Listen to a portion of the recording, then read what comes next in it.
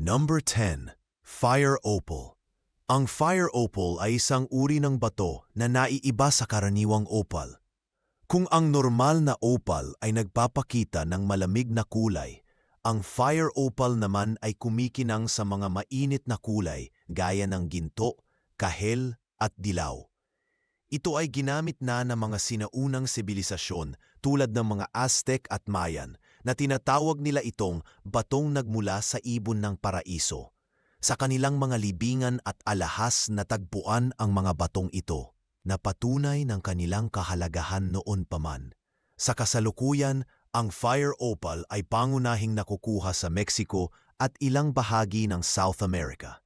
Dahil sa limitadong lokasyon ng pinagmumulan nito, nagiging mas mahalaga at mas mataas ang presyo kumpara sa karaniwang opal. Ang mas matingkad at mas malinaw ang kulay, mas tumataas ang halaga nito at maaaring umabot ng libu-libong dolyar bawat karat. Ito ay patunay na kahit maliit na bato, kapag may kakaibang katangian, ay nagiging simbolo ng yaman at kasaysayan. Number 9. Benitoite. Ang benitoite ay opisyal na tinuturing na state gemstone ng California at natuklasan sa San Benito County, kung saan hinango ang pangalan nito. Ang kakaibang kulay asul hanggang lila-asul ang nagbibigay dito ng pagkakahawig sa sapphire. Ngunit nananatiling natatangi dahil sa sariling komposisyon at bihirang paglitaw. Hindi lamang sa California ito natagpuan, kundi pati na rin sa ilang bansa gaya ng Japan at Romania.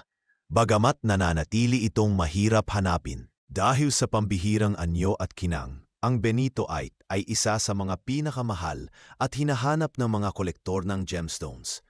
Ang isang karat na malinis na hiwa ng batong ito ay maaaring umabot ng libu-libong dolyar, lalo na kung malinaw at may magandang kalidad. Ginagamit ito sa mga alahas, ngunit kinakailangan ng espesyal na proteksyon dahil madali rin itong magasgas. Sa kabila ng pagiging marupok, nananatili itong tanda ng kagandahan at halaga sa mundo ng mamahaling bato. Number 8. Alexandrite.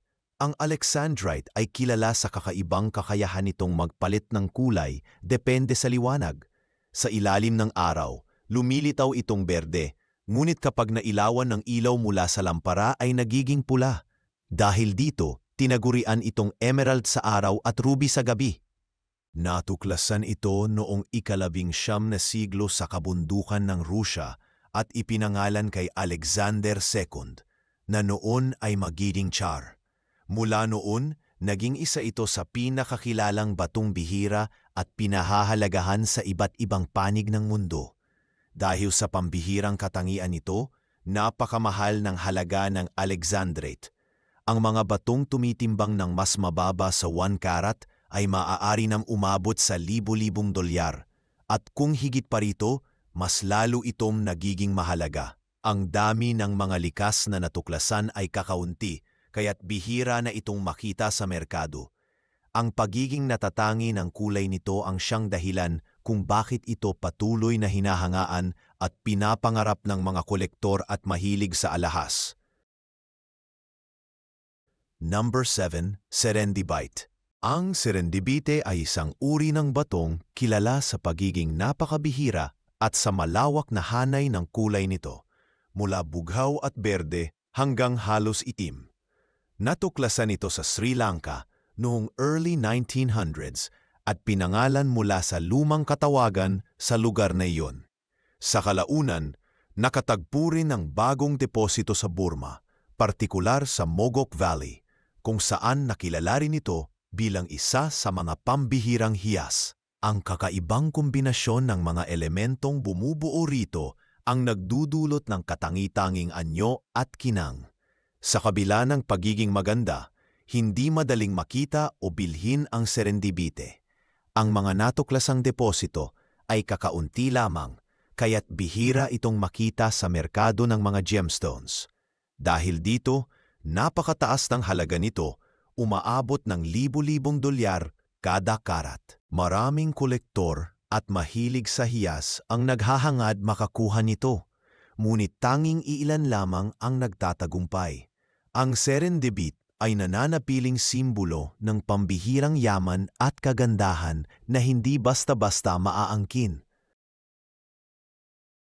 Number 6. Grandidirit. Ang grandidirit ay isang pambihirang batong na tuklasan sa Madagascar noong early 1900s. Kilala ito sa malabughaw at berdeng kulay na nagbabago depende sa anggulo ng pagkakasilip, dahilan upang lalo itong maging kaakit-akit sa mata. Sa kabila ng natuklasan din ito sa iba pang bansa tulad ng Namibia at Sri Lanka, nananatiling napakahirap makakita ng mataas na kalidad na piraso na angkop sa paggawa ng alahas. Ang kakaibang tigas at tibay ng batong ito ang isa pang dahilan kung bakit ito pinapahalagahan ng mga kolektor. Dahil sa sobrang kakulangan ng supply, bihira ang makitang grandidiorite na tunay na malinaw at maganda ang hiwa.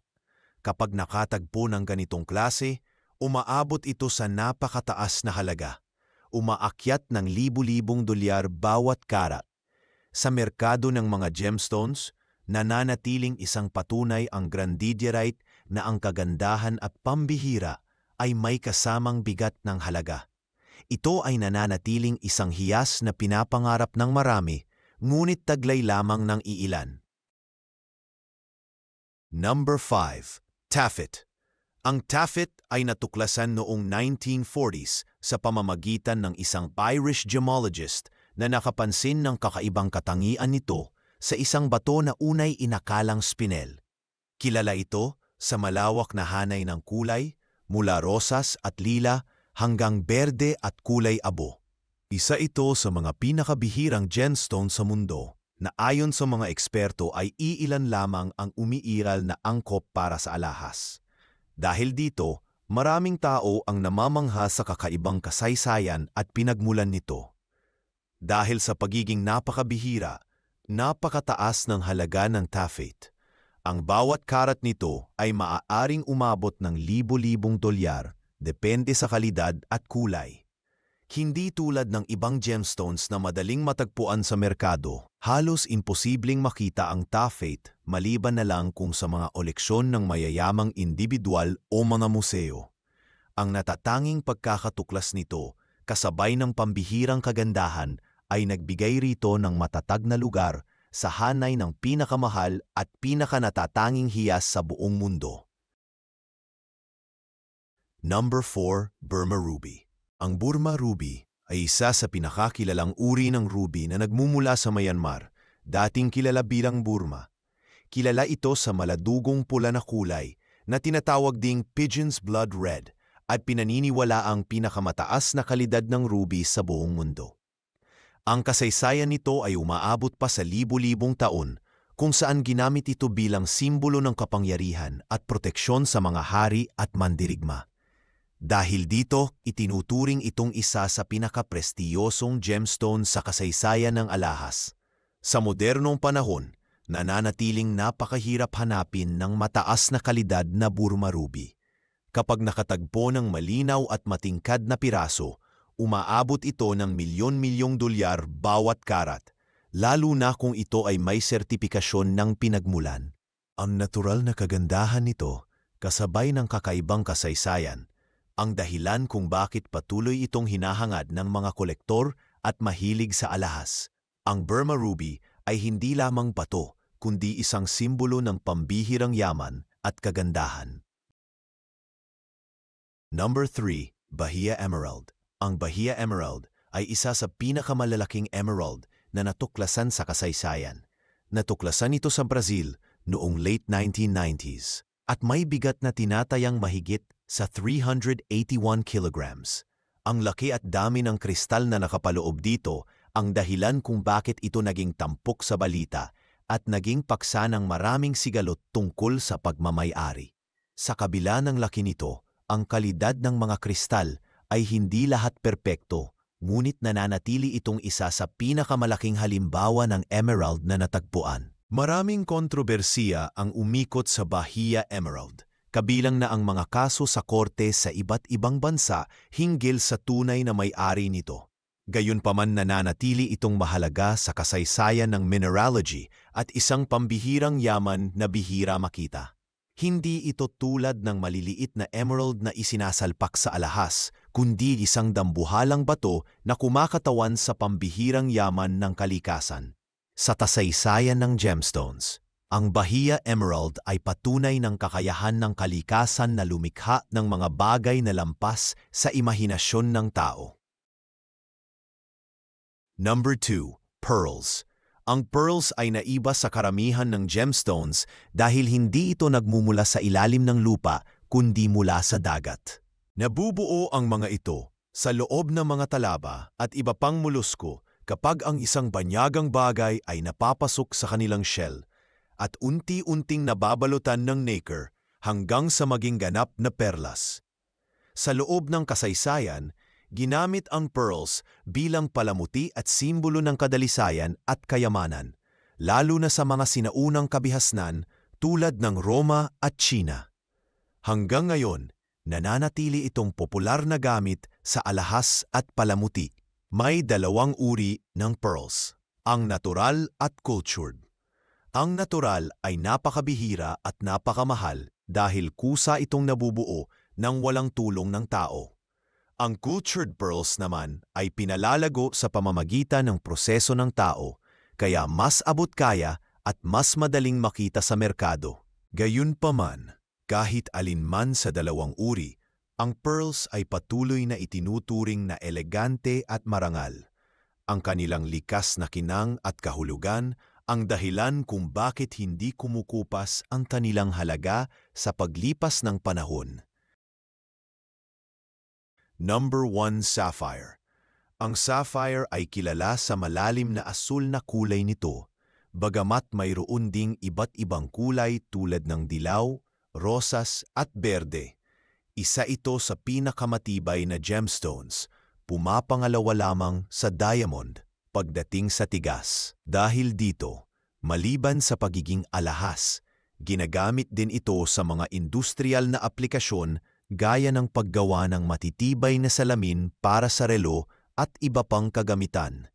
Sa kasaysayan, madalas na iniuugnay ang sapphire sa karunungan, kapangyarihan at espiritual na proteksyon. Sa merkado, lalo na ang mga asul na sapphire mula sa Kashmir at Sri Lanka, ay tinuturing na pinakamahalaga at pinakamagaganda. Kapag malinaw at matingkad ang kulay, napakataas ng presyo nito at maaaring umabot sa milyon-milyong dolyar bawat karat. Dahil dito nananatili itong isa sa mga pinakapopular at hinahangad na gemstone sa buong mundo. Ang sapphire ay hindi lamang tanda ng kagandahan, kundi isa ring simbolo ng katatagan at walang hanggang halaga.